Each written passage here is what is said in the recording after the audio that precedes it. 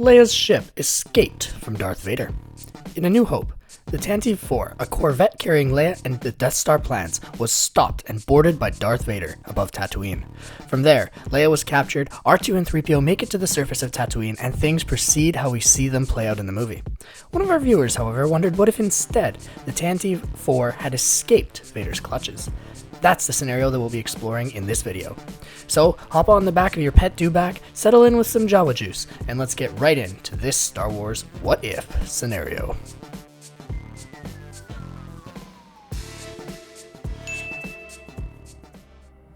Our story begins at the end of Rogue One. Princess Leia has just received the Death Star plans from the brave rebel soldiers on Scarif, and she begins to make her escape. The Tantive 4 exchanges a few shots with the Star Destroyer in defense, and the gargantuan ship looms closer. All hope seems lost for the rebel soldiers. However, just before Vader is able to sink his teeth in and catch the Tantive in the Star Destroyer's tractor beam, the Corellian corvette manages to get one last spark of life out of the hyperdrive boosters. The rebels jump into hyperspace, forever lost to their Imperial pursuers, as hyperspace tracking technology hadn't yet been invented.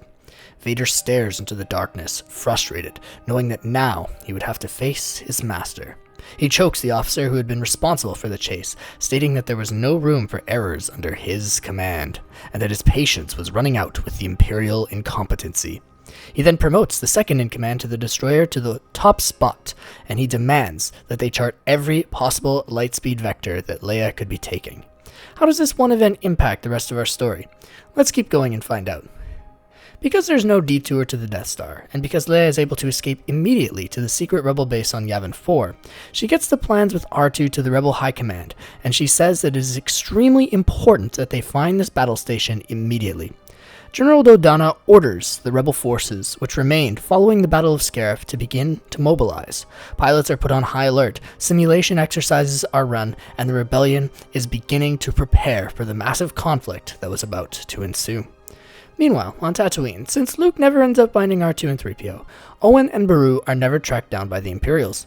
They continue to live a normal life, but Luke still craves adventure. Even though Owen still says that he needs him on the farm, Luke ends up going to the Imperial Recruitment Center on Tatooine against Owen's wishes. He signs up as a pilot, and the recruitment officer sends him to the Imperial Academy on Coruscant for further aptitude testing. Luke is ecstatic, and he tells his family. While Owen and Beru want to see Luke protected, they know that the risky nature of becoming an Imperial pilot, and they understand Luke's passion. Owen says that he gets it from his father, and he hugs Luke. Beru does the same, and Luke ends up shipping off to Coruscant. Luke promises that he'll be back one day, and he thanks his aunt and uncle for everything they've done for him. Luke grabs his speeder and heads out to the Mos Eisley spaceport, ready to hop aboard the next star cruiser bound for the galactic capital. As this is happening, Obi-Wan, who is still living in his hermit hut out in the desert, can sense the departure of Luke. While he is nervous, he can feel that the Force has a plan for the young boy. Obi-Wan had been his guardian angel for many years, working in the shadows to see that Luke was safe. Obi-Wan rests well, knowing that Luke had grown into an adventurous young man, just as Anakin had been all those years ago. Obi-Wan hopes that Luke would take the best qualities from his father, and that he would not turn into the same monster that Anakin had become. Because Han Solo never meets Obi-Wan in Mos Eisley, and because he never joins the rebellion, he continues to jump across the galaxy from job to job. Eventually, due to the bounty on his head, Solo's luck runs out. After a confrontation with Boba Fett, he's finally bought by the slimy crime lord on Tatooine, and he tries to reason his way out of punishment once again. Sadly, this doesn't work. Jabba orders that Solo be placed in carbonite and mounted on his wall, just like in Return of the Jedi. He throws Chewie in prison, ready to sell him to the highest bidder. Sadly, Solo and Chewbacca reach unfortunate resolutions with their stories in this scenario. While Luke is shipping off to Coruscant, the Imperials are unable to calculate a probable jump vector for the rebel ship that had gone to Yavin. The navigation officer tells Vader that the jump had been too far away, and that they had no real way of being able to tell where the ship had gone. At this, Vader goes into his personal chamber of the Star Destroyer and calls Sidious. He updates Sidious about the situation, telling him that they had lost the rebels. Sidious laughs, telling Vader that it mattered not. The ISB was incredibly good at their job, under the command of Colonel Yularen, and eventually they would find a rebel spy who would break. What matters was the fact that the rebel fleet had been significantly weakened on Scarif, and now they were a fraction of the size that they once had been. While some damage had been done to the Imperial base, it was small compared to the amount of relative damage suffered by the rebellion. Sidious commands Vader to meet with Tarkin on the Death Star, where they would plot with the Imperial High Command their next move in regards to the rebel threat. Vader bows, telling his master that his will would be done. Then he rises, and he commands that the ship's commander rendezvous with the Death Star. Once Vader arrives, he meets with Tarkin, Yularen, Admiral Motti, General Tag, and other members of the critical Imperial military leadership. This is where Tarkin announces the dissolution of the Senate, and it is also when he states his plan to use the superweapon on the secret rebel base, when it would be discovered, and then on other dissident systems. Tarkin details plans to destroy Alderaan, Mon Cala, Chandrila, and other worlds that have become associated with the rebel cause. While many in the Imperial leadership are hesitant to use the battle station with such ferocity, they know the price of crossing Tarkin, so they remain silent. Yularen details that within a few months, his people should have some details about where the rebels are located, if not before that. The meeting is adjourned, and Imperial High Command is confident that they can take down this small band of insurrectionists. On Coruscant, Luke is initially taken aback by the glorious cityscape. As he makes his way to the Imperial Academy, he's shocked to see so many buildings and beings from across the galaxy. He's blown away by general city life, and he's excited to see where things take him. When he reaches the Imperial Academy, he's stunned by the powerful, blocky architecture, and he's inspired by the massive Imperial cog emblazoned on the front of the building. When Luke is tested, he's discovered to have incredibly high aptitude in everything the recruiters are looking for. He's smart, he can think on his feet, and he has excellent reflexes. Immediately, he's sworn into the Imperial Navy, and he's sent to the Skystrike Academy on the planet of Montross, which we see in Rebels. There, under the leadership of the successor to Volt Scaris, Luke absolutely thrives in dogfighter training. Following the defection of a handful of cadets that we see in Rebels, the Imperials update their training plan, deciding not to include the destruction of unarmed vessels in their simulations. However, they still emphasize that following orders is key. Good soldiers do follow orders, after all. Luke graduates at the top of his class, and he is quickly given command of a TIE Interceptor Squadron. By the way, just a quick side note here, the TIE Interceptors are my favorite ship in Star Wars. I think that they're sick, I think that they look cool, and I just love them to death. I actually had a dream one time where I myself was at the Imperial Academy learning how to fly TIE Interceptors. So if you guys want, you can comment your favorite ships down below in the comments, and I would love to hear what you have to say. Anyway, back to the story. Luke's squadron, after a few months of training, is deployed to service aboard the Death Star, which is still hiding in the shadows. Luke is sworn to secrecy, and he gets his top secret security clearance from the Empire before doing so. He's elated, and he looks forward to some adventure aboard this giant battle station, which he still knows very little about, as do most people in the galaxy at this time. A few days after Luke is posted to the Death Star and he figures some things there out, the first major operation starts to get underway. ISB has found the rebel base. It seemed like one of the spies had ended up talking, and they believed that now was an opportune time to strike. Over the past couple of months, more ships had been amassing at Yavin, and it appeared that the rebels had started to regroup.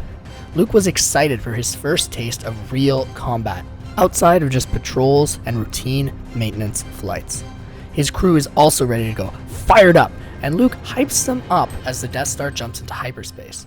As they're traveling, though, one of the officers comes and tells Luke that Darth Vader himself was going to be joining them, since he absolutely loves flying and was looking forward to kicking a little bit of rebel butt. Luke is so excited for this, especially because Lord Vader is a living legend within the Empire. Luke's heart skips a beat, and he can't wait to prove himself to the renowned pilot. This battle was going to be a doozy. Soon, things were about to get heated for the Rebel Alliance. The fate of the galaxy would be decided here and now, and Luke, well, he was going to be a part of it. This was where the fun truly began.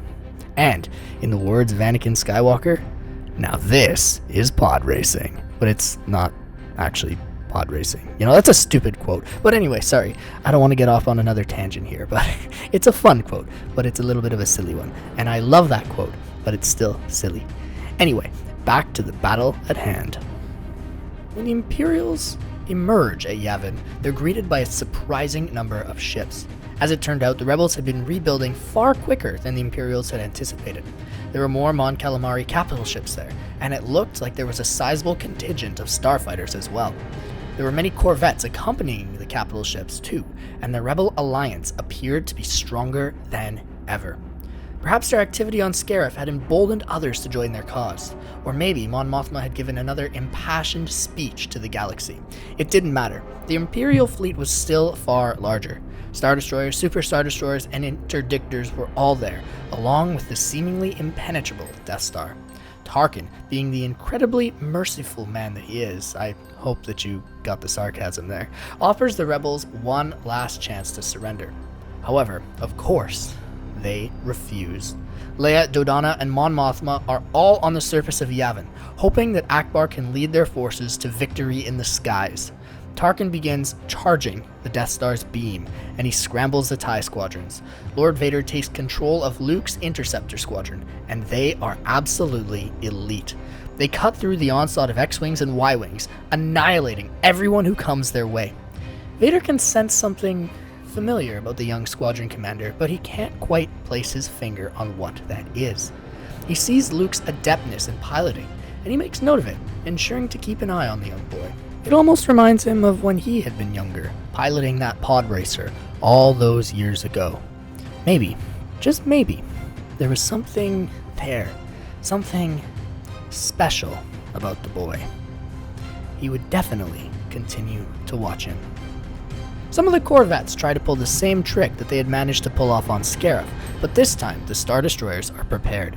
They manage to destroy the suicide ships, and they also form a protective barrier in front of the Death Star. Very few rebel pilots are able to make it through. Akbar orders a full assault on the Death Star as it starts to reach its full charge.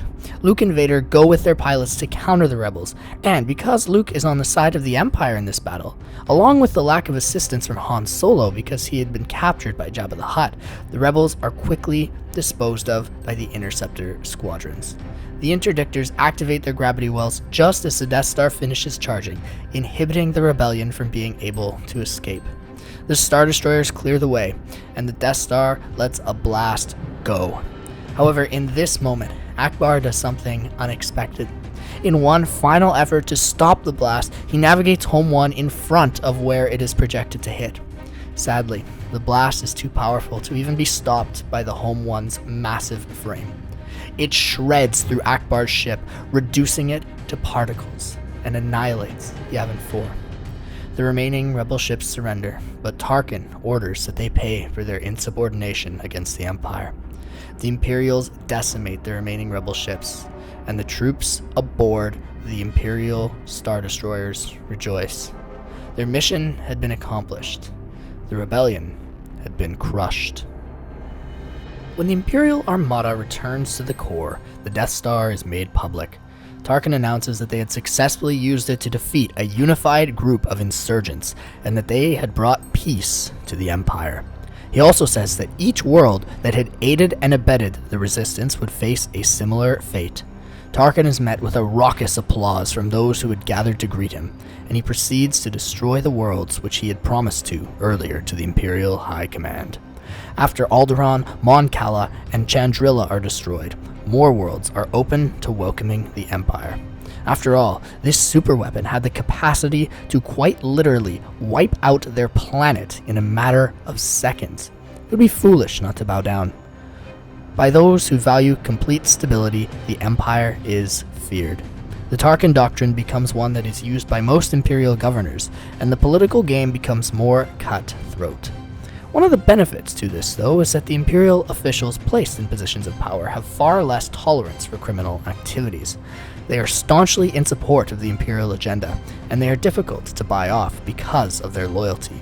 Criminal sects lose a significant amount of influence in the galaxy, and the Empire does not take kindly to them challenging Imperial authority. With regards to the story of Luke, Vader continues to watch him. He still senses something special about the boy, and he knows that he's force sensitive, especially after remembering all the pod racing things from before in his own life.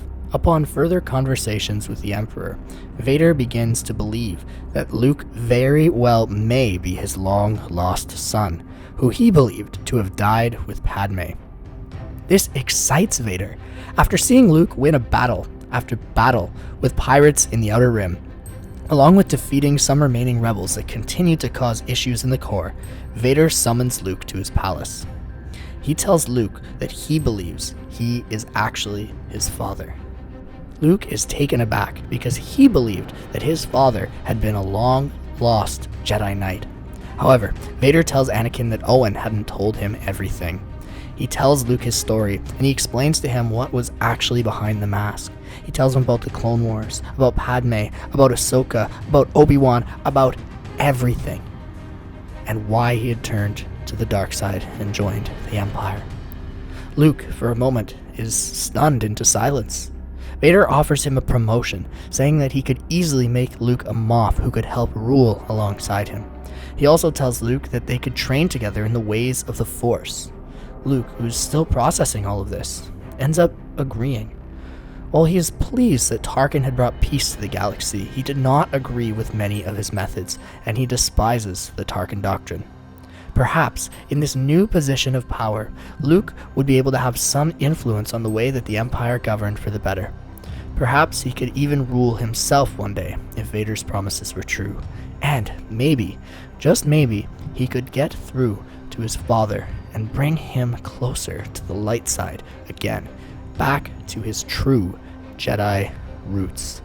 Then, maybe, the Empire could be truly just. How do these events impact the rest of our story? Let's keep going and find out. At the end of the day, Luke becomes a respected figure within the Empire. He represents the younger generation, people who appreciated the mission and the vision of the Empire, but who didn't like the approach of the old guards in terms of governance. He commands many military legions with Vader, and he quickly becomes adept in the Force. While Vader brings Luke closer to the dark side, he's also inspired by his son. Vader remembers what it had been like to actually love Padme, and he also remembers what it had been like to care about something outside of himself, outside of the Empire, outside of Sidious. When Luke becomes powerful enough, Vader takes him to usurp the Emperor because he wants to go on this mission of goodness with his son, and he remembers that Padme had seen that good in him. Luke and Vader end up leading the galaxy as a father of son once they overthrow Palpatine, and they reform the way in which it governs. Vader, who had been influenced by Luke's goodness, reinstates the Senate. The pair of them also limit the use of the Death Star to defense situations, and they place regulations on it so that permission from the Senate would be required to use it. Gradually, the old Imperial governors who had appreciated Tarkin's style of governance die off, including Tarkin himself. A state funeral is held for him, and Luke commits to building upon his legacy to further the goals of the Empire. The galaxy is peaceful, and the people are satisfied by the moderate reform of Vader and Luke. However, one day, after years and years of peace, a familiar blue face returns to the galaxy. Thrawn, the admiral who had been sent to another galaxy, comes back to Coruscant, and he warns of many coming threats from the unknown regions. Vader and Luke both see that it's time for the Empire to remobilize, and militarization gets underway. Soon, the galaxy would see the peace that had been built over the last few years shattered. Only time would tell if the father-son ruling duo would be able to defeat what was soon to come. Hey guys, I really hope that you enjoyed today's What If story. If you did, I think that you'd also like this other video, What If Anakin Prevented Order 66? If you have any ideas with regards to our story, please let us know in the comments. Would you like to see a part 2? If so, what do you think would happen in the sequel? Have an absolutely fantastic rest of your day, folks, and as always, I hope that you've had your daily delicious dose of Bantha Stew.